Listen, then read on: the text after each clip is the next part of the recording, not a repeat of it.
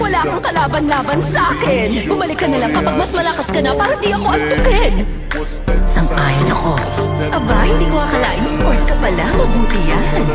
Sa tagal kong di nakikipaglaban, mukhang kinakalamang na ako. Magiging magandang practice to.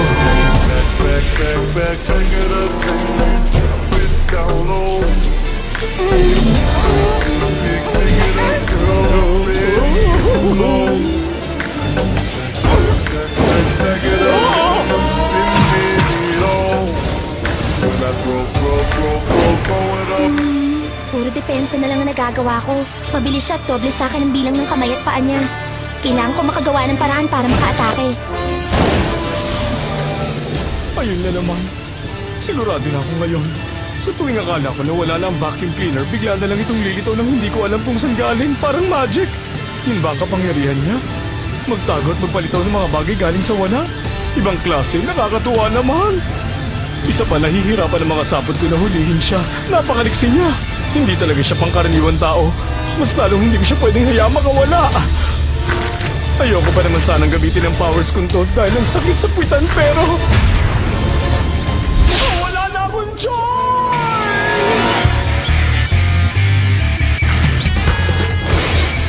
No choice! Hala, mukhang wala akong takas dito. Kapag ganitong walang tigil ang paglabas ko ng sapot, wala ka na magagawa. Paano ka na? Ano? Oh, ayun oh, huli rin kita!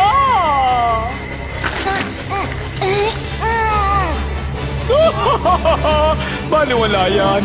Kahit ang pinakamalakas sa amin na si Boss Biohorn, hindi makawala sa mga sapot nung yan, lalo pa ikaw nakapiranggot na tao ka. O siya, dadalhin na kita kay Lady Zazan bilang regalo. Naririnig ko na ang matatamis na salita ng papuri niya. Bakit gumaan bigla? Maaari kaya... paano nangyari ito? Paano niyo nagawa makawala?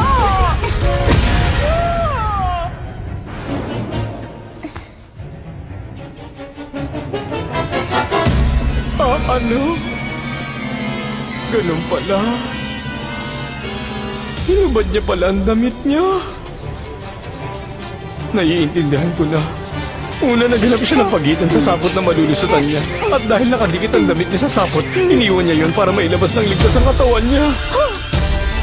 Iniwan niya rin yung vacuum cleaner niya. Pero gamit ang kapangyarihan niya, madali niya lang nakuha uli yun. Kaya lang, dahil nawala na proteksyon ng katawan mo ngayon, hindi mo na magagawa ulit yon. Ganon din sa'yo. Di mo na mauulit yon. Natutunan ko na kung gaano kabilis at kung gaano kalayo ang kaing liparin ng mga sapot mo. Siyempre, hindi ko rin sasabihin na kumikirot ng 2 beses ang putan niya bago siya tumira. Hindi mo na ako mauhuli. Hindi na ako lalapit sa'yo. Mukhang kami na ni Blinky ang panalo. Panalo? Mahina pala ang utak mo eh, batang malinggit. Paano mo ako matatalo kung tatayo ka lang dyan at walang gagawin? Sinabi ko nga na hindi ako lalapit, pero hindi ko sinabi na wala akong gagawin. Ipapakita ko sa yung ibig kong sabihin. Blinky? Giu-giu! Higupin mo lahat ng dugo niya, huwag ka magtira kahit isang patak.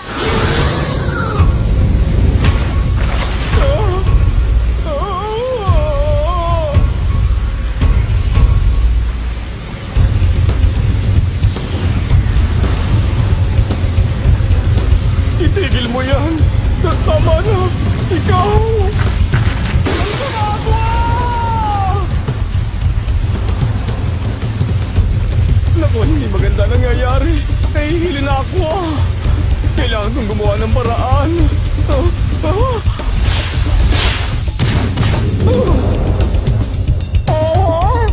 Ano ba kaya na?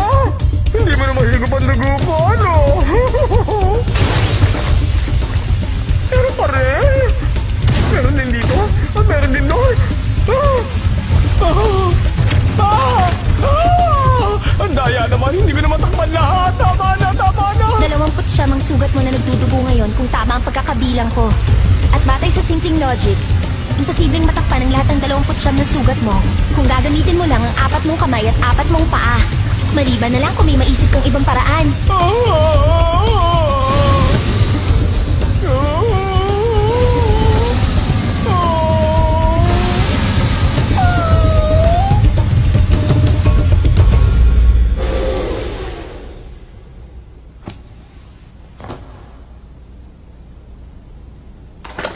Tapos na rin ang pagliligpit.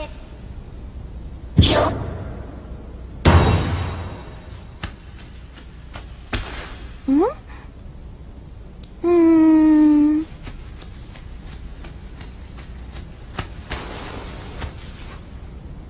Alam mo, yung sapot na nilalabas mo sa katawan mo, maganda sana kung ginamit mo yun para takpan yung mga sugat mo para hindi ko mahigop ang dugo mo. Mas engot ka lang ng konti sa akin.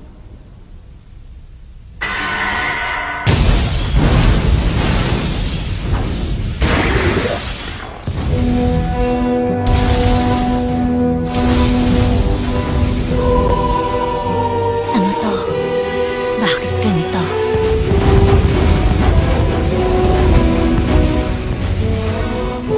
Paano sila nakakagalaw ng ganyang kabilis? Mukhang mas okay na ng konti ang paggalaw niya.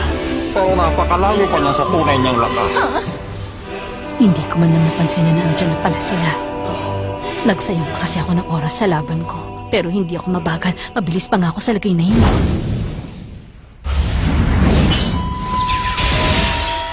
Lima? Hindi. Dito ba? Ilang feint yung ginawa niya ngayon lang.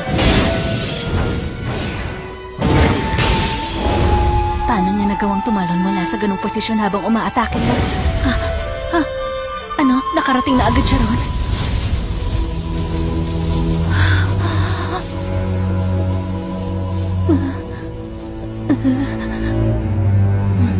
Hindi ako makapaniwala. Sa taas ng level niya, hindi ko na maaabot. Oh, nandito na pala kayong lahat. Bagong image ba yan? Sumapit yung damit ko sa sapot ng kalaban. Hala, huwag mo sabihing natalo. Nanalo ko, no? Galit na yan si Shizuko. Si Phaeton na lang ang natitira. Malakas din yung kalaban niya. Malamang yan ay yung Reyna. Pero parang ang bagal ng galaw ni Phaeton, no?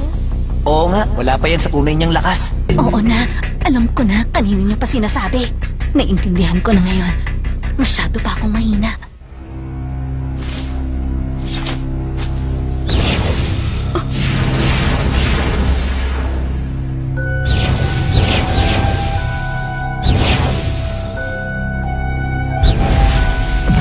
Mula sa likod.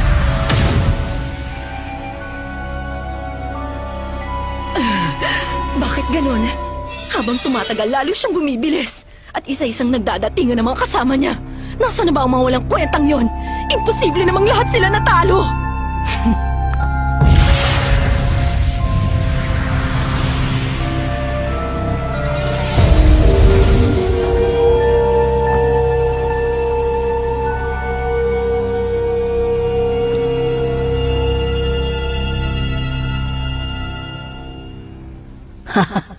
Ang tigas pala ng mukha mo.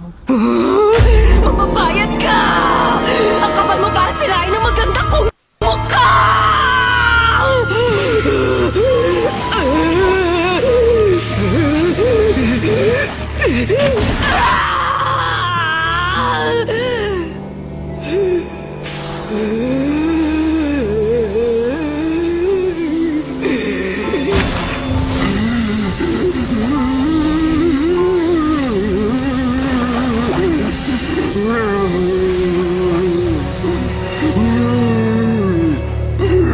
Patay ka sa akin!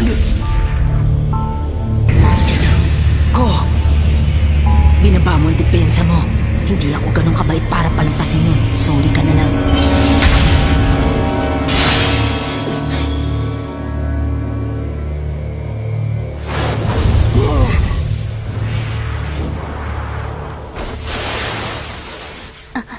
Pero hindi naman siya tinamaan ng ataking yon. Mali ka. Nahagip siya nung oras na kasama ng pag-abot niya. Sumablay ang paggamit niya ng kot, bumalik sa kanya ang atake niya. Matapos ituon ni Phaeton lahat ng oras niya sa blind spot ng kalaban, nagulat siya dahil hindi siya nakadamage kahit konti. Kaya naman nahuli siya sa pag-block sa counter-attack na yun gamit ng nen niya.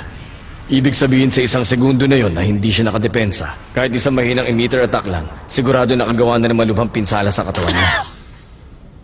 Mukhang marunong din gumamit ng aura niyang Chimera Ant na yan ha. May dahilan naman pala kaya siya naging reyna nila. Walang kahinaan ang katawan na to! Hindi ba natin siya tutulungan? Ha? Para sa naman? Nalimutan mo na bang paligsahan to? Kapag natalo siya, yung sunod naman sa atin ang susubok manalo. Ganun lang yon. Sino nga palang sunod? Kung sino unang dumating. Eh di ako na yon. Sandali. Sabay lang naman tayong dumating dito. Maluwag ba yung mga benda mo? Eh di ba hinintay lang kita matapos sa laban mo? Kaya ako ano na? Easy lang kayo. Mag-flip na lang tayo ng coin para walang away. Ang mga to. Ang weird nila. Ibabaw. Ibig sabihin, kapag natalo si Phaeton, ako na ang susunod. Naging kampante ako. Akala ko magiging madali lang para sa aking maging number 2. Pero nagkamali ako. Sa ngayon wala akong pag-asa. Pero kahit na, hindi ako susuko. Sanay ako magtiis kahit gaano katagal. Gagawin ko ang kinakailangan para mabawi ko ang kuya ko. Wala nang silbi yung kaliwang braso niya. Hoy, Faye! Pagod ka na? Kami naman! Arusab, Oh, dagula siya nga malnakot utam. naku lagot. Takbo na. Baka madali ka. Kapag sumabog na siya, wala siyang pakialam. Damay lahat ang nasa paligid niya. Sinubukan namin siyang panoorin dati na gawin yan. At muntik na kaming mamatay. Napakalawak na saklaw ng kapangyarihan niyang yan at lumalabas kapag tinutuyo na siya sa galit. Kaya wala nakakapigil sa kanya. Kapag tinama ka ng ginagamit niyang yan ngayon, sigurado lang wala ka nang ligtas. Sige ka. Yung ginagamit na ngayon, ibig sabihin may iba pang style ang atake niyang ito. Gusto ko pa naman makita.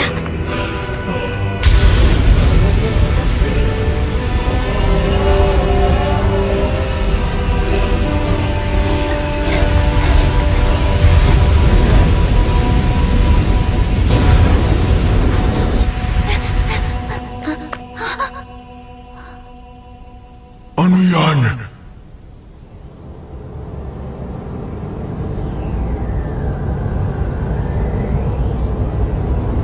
Kailan siya nagpalit? Hindi ko nakita. Hindi lang yon. Nararamdaman kong higit na mas malakas pa siya ngayon. Asurap na ako kilab, Abi. Malapnos ka sa init. Bane Packer.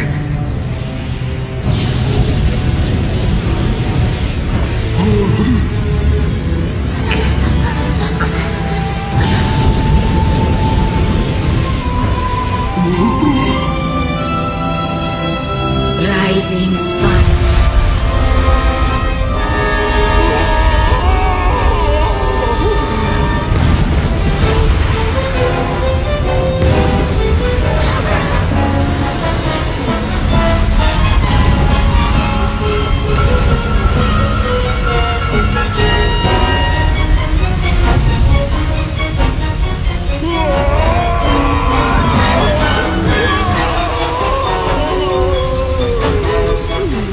Aginiam, abiha ka man akito man malanggan monos. O kamot na edi. Aba, wala ka kakanong kunanwe. Hinagnan ko nona. O nawatak ganay na anihak ganalaw abo kalaka.